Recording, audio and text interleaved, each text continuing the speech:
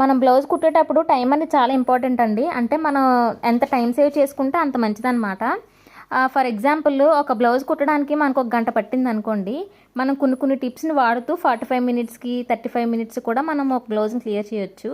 అలాగే ఒక useful tip ఈ రోజు అయితే చెప్తాను. ఫర్ ఎగ్జాంపుల్ మనం ఒక బ్లౌజ్ కుడుతున్నాం అనుకోండి, ఆ బ్లౌజ్ ఫిట్టింగ్ అంతా ఎంత టైం తీసుకుంటుందో దానికంటే ఎక్కువ మెయిన్ పీసు లైనింగ్ పీసు అటాచ్ చేయడంలో ఎక్కువ టైం తీసుకుంటుంది అనమాట. సో నా సజెషన్ ఏంటంటే, లైనింగ్ పీసు మెయిన్ పీసు అతికేటప్పుడు మన కుట్టు నెంబర్ ఉంటుంది కదా, అది దూరం కుట్టు వేసుకొని అతికేసుకోవచ్చు.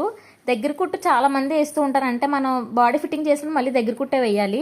లైనింగ్లు మెయిన్ పీసు అతికేటప్పుడు మాత్రం మనం దూరం కుట్టు వేసుకుంటే సరిపోతుంది. దూరం కుట్టు వేయడం వల్ల మనకు నష్టం ఏం జరగదండి, లాభం వచ్చేసి మనకు టైం మిగులుతుంది అనమాట. అదేంటండి దూరం కుట్టు వేస్తే బ్లౌజ్ వేసుకున్న తర్వాత కుట్టు విడిపోద్ది కదా అని అంటారేమో. లైనింగ్ కి మెయిన్ పీస్ కి కుట్టు విడిపోయినా పర్వాలేదండి, మన బ్లౌజ్ ఫిట్టింగ్ లో కుట్లు విడిపోకుండా ఉంటే చాలు.